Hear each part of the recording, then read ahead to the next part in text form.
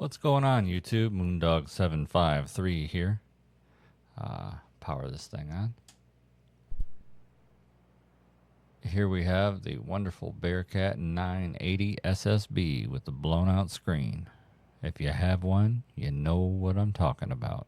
And if you're thinking about buying one, you know what I'm talking about. You know, these things still go for good money.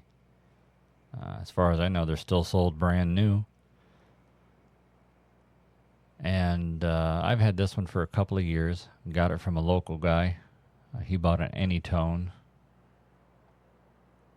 to replace this for the screen issue, plus to give him more channels and bands to work with.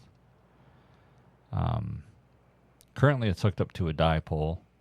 I mainly used it to listen to weather, which, tonight, you know, winds 10 to 20 knots, varying east around 10.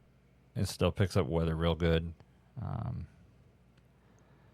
And I also talk sideband with a local UDX36. He also goes by SWL50 on Old Tube Radio Network on Saturday night. So you might catch him on there tonight.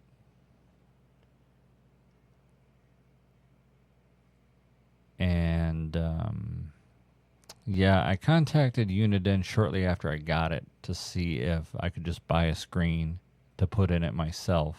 And they said that wasn't an option. It had to be sent in for repair. So I let it sit for, a couple of years. And here recently I got in touch with them. And here's kind of the communication between Uniden and me about this. On July 8th, I asked what the cost was for screen replacement on this.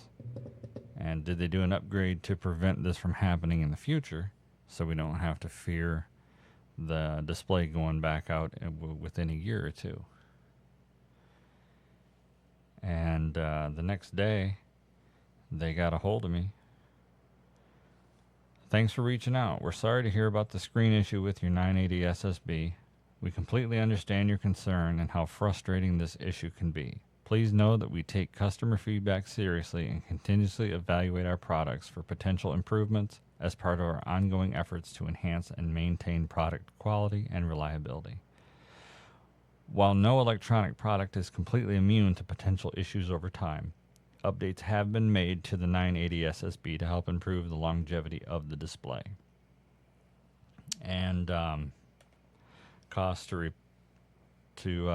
repair and ship back $64.50 in the lower 48 and $89.50 in the surrounding areas, which compared to almost a couple $100 to buy one new,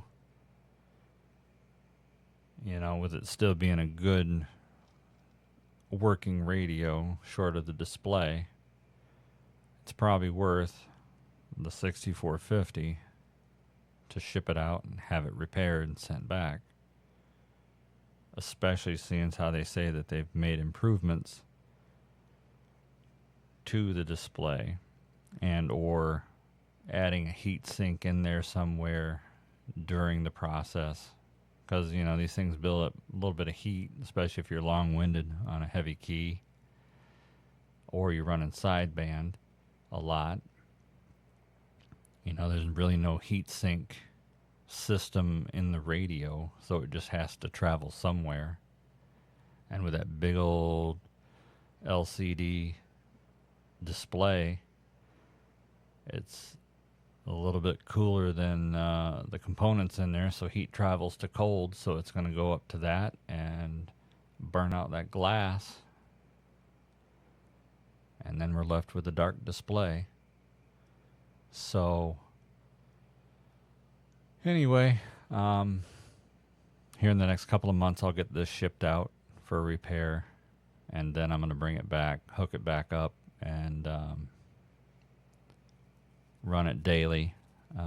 UDX36 is getting me hooked up with a silver rod antenna tomorrow, so I'm going to get that in line, and because right now my dipole It's in an inconvenient position, so I don't have a lot of range, so to speak. I can pick up pretty decent, but my transmit range is significantly lower. He's a couple of miles away from me, and I can talk to him on sideband, but on AM, that dipole just doesn't cut it where it's at. So hopefully the silver rod will get me more range.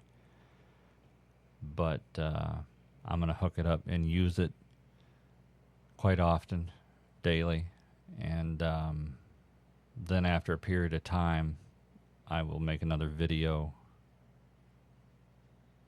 documenting the stability of the repair, so Uniden can see it, and everybody out there who has questions on this can see the updates and see if it's worth buying these radios and sending it in and having the repairs done, or if it's just one that you should just avoid altogether. I would like to think that the repair would be stable and make it worthy of going out and buying these things, especially seeing how they still sell them, or they did last I checked.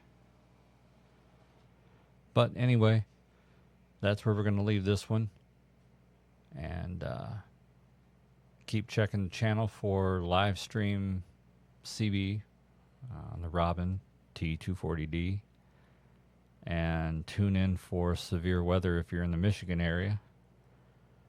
I'll do weather radar with the Bearcat running the audio. And with that, 73.